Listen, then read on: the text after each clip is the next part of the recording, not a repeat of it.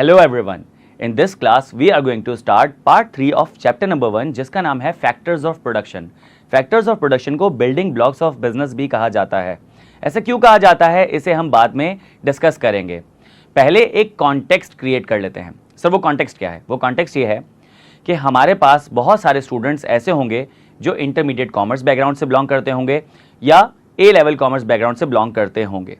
तो उन्होंने कहीं ना कहीं किसी ना किसी तरीके से फैक्टर्स ऑफ प्रोडक्शन को कवर किया होगा। तो उसे हम नाम दे देते हैं ट्रेडिशनल अप्रोच। तो ट्रेडिशनल अप्रोच में आपने जो कवर किया है इस क्लास में हम उसे भी पढ़ेंगे और उसके बाद हम फैक्टर्स ऑफ प्रोडक्शन को एक मॉडर्न अप्रोच में भी पढ़ेंगे। ये वो अप्रोच है जो कि एग्जिस्टिंग बिजनेस वर्ल्ड में फॉलो की जा रही है। तो सवाल ये उठता है कि जितने भी हमारे नॉन कॉमर्स स्टूडेंट्स हैं उनका क्या?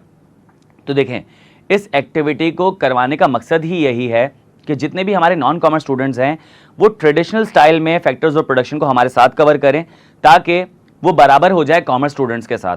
फिर उसके बाद कंबाइंड हम क्या करेंगे कि मिल के मॉडर्न सेंस में फैक्टर्स ऑफ प्रोडक्शन को पढ़ेंगे ताकि आपको आइडिया हो जाएगा कि जो फैक्टर्स ऑफ प्रोडक्शन आपको पता है वो मॉडर्न वर्ल्ड में किस तरीके से इंप्लीमेंट किए जा रहे हैं। आई होप आपको बात समझ आ गई होगी। So let's begin. What is factors of production? Factors of production को समझने के लिए आपको चलना पड़ेगा गुड्स एंड सर्विसेज पे। गुड्स हमारी फिजिकल प्रोडक्ट्स होती हैं, सर्विसेज हमारी नॉन फिजिकल प्रोडक्ट्स होती हैं। Goods and services combined are called products. Product word जो है वो प्रोड्यूस से निकला है। बिजनेसेस में जितनी भी प्रोडक्शन हो रही होती है, चाहे वो गुड्स हो सर्विसेज हो, उस प्रोडक्शन को परफॉर्म करने के लिए आपको बहुत सारे एलिमेंट्स रिक्वायर्ड होते हैं। They are called factors of production. Factors of production को हम इनपुट ऑफ द बिजनेस भी कहते हैं। वो कैसे कि बिजनेस में गुड्स एंड सर्विसेज जो है एज आउटपुट आप ऑफर कर रहे होते हो कस्टमर्स को। तो ये जो गुड्स एंड सर्विसेज ये आउटपुट है, तो ये प्रोसेस हुए होंगे। उस प्रोसीजर में, उस प्रोसेस में आपने कुछ ना कुछ चीज़ें इनपुट की होगी, तो वो input he factors of production होते हैं। आई होप आपको फैक्टर्स ऑफ प्रोडक्शन का एक बेसिक आइडिया हो गया होगा। तो अब काम ये करते हैं कि फैक्टर्स ऑफ प्रोडक्शन को ट्रेडिशनल स्टाइल में कवर करते हैं। ट्रेडिशनली 4 फैक्टर्स ऑफ प्रोडक्शन होते हैं जिनका एब्रीविएशन है cell, capital, entrepreneur, land and labour. Again, capital, entrepreneur, land and labour. ये क्या होते हैं इन्हें एक एक करके कवर करते हैं। Let's begin with land. ये बात आप अपने इर्द गिर्द ऑब्जर्व कर सकते हो कि जितने बिजनेसेस आपने देखे, local, international, small scale, large scale, वो सारे बिजनेस किसी ना किसी पीस ऑफ लैंड पे स्टैब्लिश्ड होते हैं, ऑपरेट कर रहे होते हैं। आप मुझे एक बात बताएं कि जो आपके पास बहुत बड़ी फैक्ट्री होती है, उसमें बड़े बड़े प्लांट्स रखे होते हैं, तो वो किस पे रखे होते हैं? वो किसी ना किसी पीस ऑफ लैंड पे रखे होते हैं। तो लैंड एक सबसे इम्पॉर्टेंट फैक्टर ऑफ प्रोडक्शन है। इसके बगैर बिजनेस ऑपरेट नहीं किया जा सकता, इनिशिएट ही नहीं किया जा सकता। अगर मैं बात करता हूं जितनी भी हमारी प्राइमरी एक्टिविटीज़ हैं, उन प्राइमरी एक्टिविटीज़ को भी पीस ऑफ लैंड पे परफॉर्म किया जाता है। एग्रीकल्चर, एग्रीकल्चरल लैंड पे होती है। माइनिंग किसी पहाड़ या ऐसे ही एरिया पे होती है जहाँ पे आपके पास मिनरल्स मौजूद होते हैं। अगर मैं बात करता हूँ फॉरेस्ट्री की, तो जितने भी फॉरेस्ट हैं वो किसी ना किसी पीस ऑफ लैंड पे, जितने भी जंगल मौजूद हैं वो किसी ना किसी पीस ऑफ लैंड पे स्टैब्लिश्ड हैं। अगर मैं बात करता हूँ फिशरी की, तो फिशिंग भी जो है वो किसी ना किसी पीस ऑफ लैंड पे परफॉर्म हो रही होती है। जो पानी होता है वो किसी ना किसी ज़मीन पे ठहरा होता है। अगर ज़मीन पे नहीं होता तो पानी तो स्पेस की तरफ चले जाता। जोक्स अपार्ट, आपको ये आइडिया हो गया होगा कि हर बिजनेस किसी ना किसी पीस ऑफ लैंड पे स्टैब्लिश्ड होता है। सर क्या कोई ऐसा बंदा है जो पीस ऑफ लैंड के अलावा बिजनेस परफॉर्म कर सकता है? हाँ, एक है जिसे हम अलादीन कहते हैं, क्योंकि वो ही एक बंदा है जो अपने मैजिकल कारपेट पे जो है बिजनेस परफॉर्म कर सकता है। हम लोग तो नहीं कर सकते। खैर, अगर आप मुझसे कहेंगे सर मेरा तो बिजनेस 14th फ्लोर पे स्टैब्लिश्ड है, तो 14th से नीचे 13th आता है। इस तरीके से करते करते आपके पास जो है वो ग्राउंड फ्लोर और बेसमेंट आ जाता है। तो वो जो बेसमेंट और ग्राउंड फ्लोर है वो किसी ना किसी ज़मीन पे ही स्टैब्लिश होगा। तो अब आपको समझ आया कि लैंड कितना इंपॉर्टेंट फैक्टर ऑफ प्रोडक्शन है। आपने प्रोडक्शन करनी है तो उसके लिए आपने सबसे पहले कोई ना कोई प्लांट लगाना होगा। उस प्लांट के लिए आपको ज़मीन चाहिए। अगर आप कोई सर्विस प्रोवाइड कर रहे हो तो उसके लिए कोई ना कोई ज़मीन चाहिए। ये जो लेक्चर मैं परफॉर्म कर रहा हूँ, मैं कोई उड़ के परफॉर्म नहीं कर रहा। मैं किसी ना किसी ज़मीन पे खड़ा हुआ हूँ। तो जो भी सर्विसेज आप प्रोड्यूस कर रहे हो, जो भी गुड्स आप प्रोड्यूस कर रहे हो, वो पीस ऑफ लैंड पे होता है। आई होप लैंड आपको काफ़ी हद तक समझ आ गया होगा। अगला है लेबर। लेबर का मतलब ये होता है कि आप ह्यूमन बींग्स की मेंटल और फिजिकल कैपेबिलिटीज यूज करते हो, उसके बदले में आप उसे रेम्यूनरेट करते हो, पे करते हो। This is called labour. अब यहां पे सवाल ये उठता है कि जो लेबर है वो कैसे फैक्टर ऑफ प्रोडक्शन का काम करेंगे। जितनी भी गुड्स एंड सर्विसेज प्रोड्यूस होती हैं, जो प्लांट हमारे पास रखा हुआ है, उस प्लांट पे जितने भी लेबर काम कर रहे होते हैं, उस पर ऑयलिंग कर रहे होते हैं, या उस पर बटन प्रेस कर रहे होते हैं, या लेवर चला रहे होते हैं, या कोई और टास्क परफॉर्म कर रहे होते हैं, ये सारे लेबर होते हैं। ये अपनी फिजिकल कैपेबिलिटीज़ यूज़ कर रहे होते हैं। इसी तरीके से उस फैक्ट्री के मैनेजर का क्या काम होता है? उस फैक्ट्री को मैनेज करना। तो वो अपनी मेंटल कैपेबिलिटीज़ यूज़ कर रहा होता है कि हर लेबर जो है वो अपने ऑप्टिमम टाइम को यूटिलाइज करे, हर लेबर जो है प्रोडक्टिविटी बढ़ाए, एफिशिएंसी बढ़ाए। तो ये काम होता है मैनेजर का। वो खुद से कुछ प्रोड्यूस नहीं कर रहा होता, बट वो इंश्योर करता है कि जो भी चीज़ प्रोड्यूस हो रही है उसकी क्वांटिटी और क्वालिटी जो है वो मैक्सिमाइज हो जाए। तो आई होप आपको लेबर भी यहाँ पे समझ आ गया होगा। एग्जाम्पल के तौर पे जो लेबर सर्विस प्रोड्यूस करता है उसमें एक टीचर भी आता है। इस क्लासरूम में ये जो मैं लेक्चर आपको डिलीवर कर रहा हूँ, तो ये लेक्चर मैंने प्रिपेयर किया होगा, मैं आपको डिलीवर कर रहा हूँ, तो इसका मतलब ये है कि एज फैक्टर ऑफ प्रोडक्शन मैं आपको अपनी सर्विसेज प्रोवाइड कर रहा हूँ। इसके बाद तीसरा हमारे पास आ जाता है कैपिटल। ट्रेडिशनली मैंने फोकस क्या किया? ट्रेडिशनली कैपिटल को कहा जाता था फंड्स, फाइनेंसेस या पैसे। फंड्स, फाइनेंसेस या पैसे रिक्वायर्ड होते हैं जिससे आप वो मशीनरी, वो प्लांट, वो प्रॉपर्टी, वो इक्विपमेंट, वो वेपन्स, वो टूल, वो ट्रांसपोर्टेशन के लिए व्हीकल्स, ये सारी चीज़ आप परचेज करते थे ताकि आप गुड्स एंड सर्विसेज प्रोड्यूस कर सको और कस्टमर्स तक पहुंचा सको। तो उन्हें कैपिटल कहा जाता था। अब आप खुद समझें कि बिजनेस में पैसा कितना इंपॉर्टेंट होता है, इसके बगैर तो आप कोई चीज़ प्रोड्यूस ही नहीं कर सकते। तो ट्रेडिशनली कैपिटल का मतलब होता था फाइनेंसेस और फंड्स जो रिक्वायर्ड होते थे ताकि आप बिजनेस में आप प्रॉपर्टी, प्लांट, इक्विपमेंट जैसी चीज़ें परचेज कर सकें। इसके बाद चौथा फैक्टर ऑफ प्रोडक्शन आ जाता है एंटरप्रेन्योर्स। एंटरप्रेन्योर्स का कोई इजी नाम है? एंटरप्रेन्योर का जो इजी नाम है उसे हम कहते हैं ऑर्गेनाइजर या बिजनेस ओनर। ये वो इंडिविजुअल्स होते हैं, ये वो ग्रुप ऑफ पीपल होते हैं, ये वो ऑर्गेनाइजेशन होते हैं जो कि अपने बिजनेस को ओन और ऑपरेट कर रहे होते हैं। ये वो लोग होते हैं जो बाकी फैक्टर्स ऑफ प्रोडक्शन को मेंटेन, मैनेज या जगल कर रहे होते हैं। आपने कुछ ऑर्गेनाइजेशंस देखी होगी जहां पे ह्यूमन इंटरफेस ज्यादा होता है और टेक्निकल इंटरफेस कम होता है। वहां पे कंप्यूटराइजेशन कम होती है, लोग मैन्युअली ज्यादा काम कर रहे होते हैं, तो आप उसे कहते हो लेबर इंटेंसिव ऑर्गेनाइजेशन। कुछ ऑर्गेनाइजेशन में आपने देखा होगा कि वहां पे लेबर कम इन्वॉल्व होते हैं और वहां पे मशीनरी या कंप्यूटर्स ज्यादा इन्वॉल्व होते हैं, आप उसे कहते हो कैपिटल इंटेंसिव ऑर्गेनाइजेशन। सर ये ह्यूमन इंटेंसिव ऑर्गेनाइजेशन या कैपिटल इंटेंसिव ऑर्गेनाइजेशन, ये चीज कौन डिसाइड करता है? ये डिसाइड करता है एंटरप्रेन्योर। एंटरप्रेन्योर डिसाइड करेगा कि ऑर्गेनाइजेशन में मैं लेबर ज्यादा इस्तेमाल करूं या कैपिटल ज्यादा इस्तेमाल करूं, vice versa. I hope traditional sense में आपको फैक्टर्स ऑफ प्रोडक्शन बिल्कुल समझ आ गया होगा। अब हम फैक्टर्स ऑफ प्रोडक्शन को कवर करेंगे इन अ मोर मॉडर्न अप्रोच। यहां पे फैक्टर्स ऑफ प्रोडक्शन है 5। यहां फैक्टर्स ऑफ प्रोडक्शन है 5। तो पहले हम करेंगे ये कि जो 4 ट्रेडिशनल फैक्टर्स ऑफ प्रोडक्शन को हमने कवर किया था, हम उन्हें कन्वर्ट करेंगे into modern factors of production, और 5वां हम लास्ट में डिस्कस करेंगे। तो मैं आपको लास्ट में ही 5वां फैक्टर ऑफ प्रोडक्शन रिवील भी करूंगा। Okay, so let's begin with land. Land को हम कन्वर्ट करेंगे, चेंज करेंगे इनटू नेचुरल रिसोर्सेस।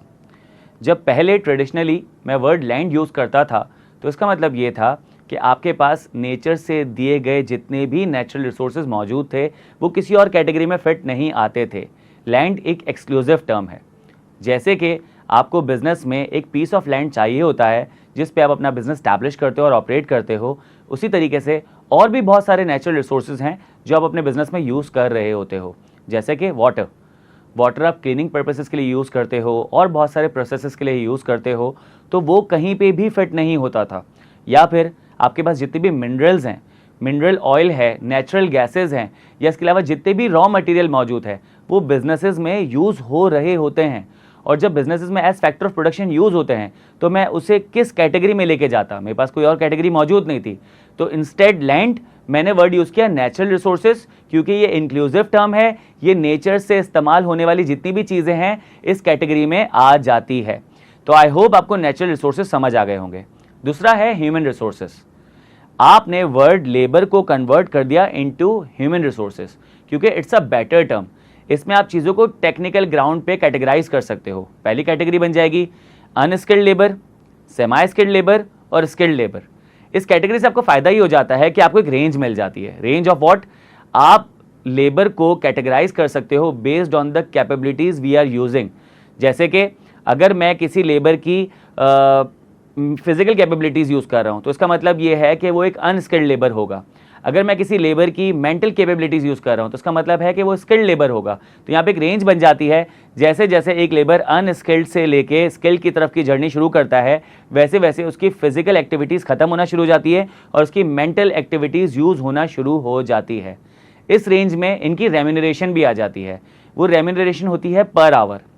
कि लेट्स से कि एक कंपनी में एक लेबर काम करता है 300 आवर्स और उसे जो रेम्यूनरेट किया जाता है वो किया जाता है 30,000 पर मंथ। सिमिलरली उसी कंपनी में एक मैनेजर है, एक सीनियर मैनेजर है, वो 30 लाख रुपीज़ पर मंथ कमाता है, वो भी 300 आवर्स काम करता है। तो यहाँ पे अगर मुझे देखना है कि दोनों की पर आवर रेम्यूनरेशन क्या है तो मैं आवर्स के हिसाब से डिवाइड कर दूंगा। तो जो आपके पास अनस्किल्ड लेबर था जो फिजिकल कैपेबिलिटीज यूज कर रहा था तो पर आवर वो 100 रुपीज़ चार्ज कर रहा है।